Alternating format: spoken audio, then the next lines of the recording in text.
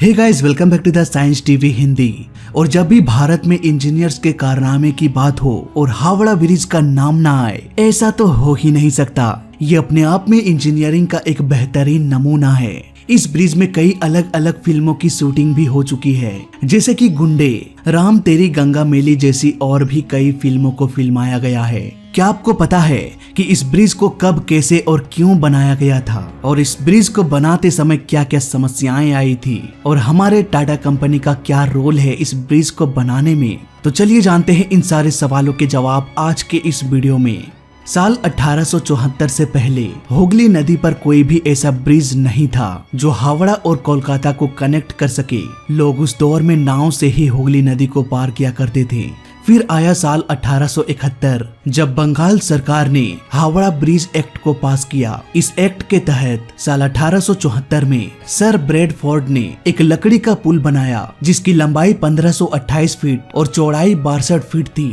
इसके बाद साल 1905 में जब हावड़ा रेलवे स्टेशन बन के रेडी हो गया और लोग ट्रेन से आने जाने लगे, तब इस पुल पर लोगों की भीड़ भी बढ़ने लगी। लकड़ी के पुल में इतने सारे लोगों को आते जाते देख ब्रिटिश सरकार भी ये सोच में पड़ गए कि ये लकड़ी का पुल आखिर कब तक चलेगा। इसलिए गवर्नमेंट ने एक परमानेंट ब्रिज बनाने का निर्णय लिया।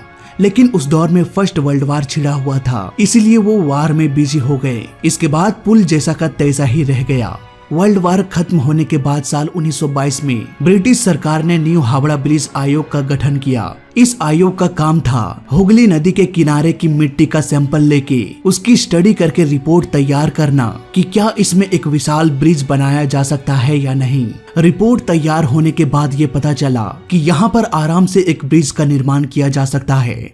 इसके बाद साल 1926 में न्यू हावड़ा ब्रिज एक्ट पास किया गया। इस एक्ट के पास होने से ये तो साफ हो गया कि हावड़ा और कोलकाता को जोड़ने वाली एक नई ब्रिज बनाई जाएगी। इस एक्ट के कुछ ही दिनों बाद मिट्टी के स्टडी किए हुए रिपोर्ट के आधार पर एक टेंडर निकाला गया। यही टेंडर फ्यूचर में हावड़ा ब्रिज का निर्माण करने वाला था। लेकिन इस ब्रिज को आखिर बनाएगा कौन, इसके लिए एक बोली लगाई गई। यहाँ पर टेंडर में सबसे कम बोली जर्मनी के एक कंपनी ने लगाया था, लेकिन जर्मनी और ब्रिटेन के पॉलिटिकल विवाद के चलते ये टेंडर जर्मनी के कंपनी को नहीं दिया गया, बल्कि इस टेंडर को ब्रेडवेट कंपनी को दिया गया।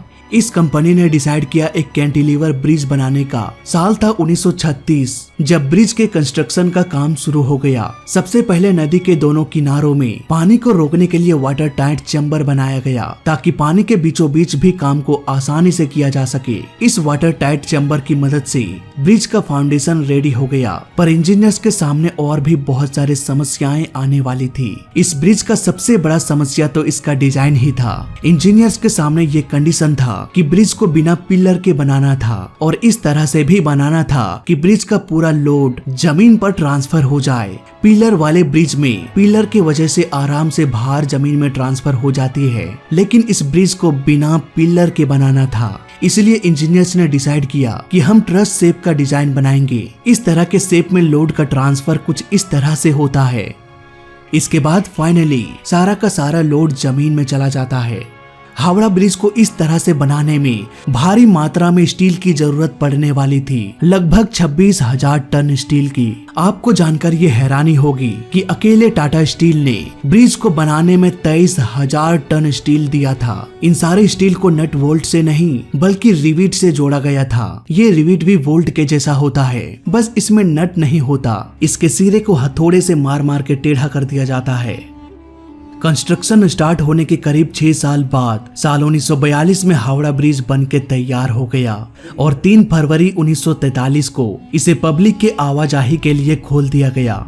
देश की आजादी के 16 साल बाद सन 1965 में इस ब्रिज का नाम बदल के रविंद्र सेतु रख दिया गया, लेकिन लोग आज भी इस ब्रिज को हावड़ा ब्रिज के ही नाम से जानते हैं। इस ब्रिज से रोजाना 3 लाख वाहन और करीब 4 लाख पैदल चलने वाले यात्री गुजरते हैं। इस ब्रिज ने इतने सालों के अंतराल में न जाने कितने तूफानों को झेला है, कितने ही आंधियों और बाढ़ का सामना किया है, लेकिन आज भी ये जैसे का तैसा है। इस ब्रिज को खतरा किसी नेचुरल डिजास्टर से नहीं है, बल्कि खुद इंसानों से है। टोटल 7-8 लाख लोग रोजाना यहाँ से गुजरते हैं, जिनमें से 2-4 लाख बिमल खा के थूकने वाले भी होते हैं।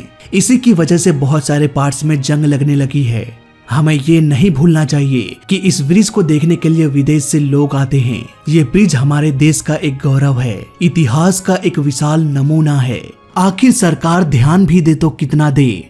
वो बिमल जैसे गुटखे को बैन तो कर चुके हैं, लेकिन एडवर्टीजमेंट करने वाले तो इलायची के नाम से भी ऐड कर देते हैं और नतीजा हावड़ा ब्रिज और ऐसे ही न जाने कितने पब्लिक प्लेसों को झेलना पड़ता है। सरकार तो लाखों रुपए खर्च करती है इन कचड़ों को साफ करने के लिए, इसे रेगुलर मेंटेन करने के लिए, लेकिन हमारा और आपका भी कुछ फर्ज बनता है कि हम ऐसी जगहों पर गंदगी ना फैलाएं। हमेशा डस्टबिन का ही यूज करें।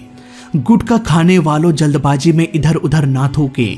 तो फिलहाल इस वीडियो में अभी तक के लिए बस इतना ही। जय हिंद, वंदे मातरम।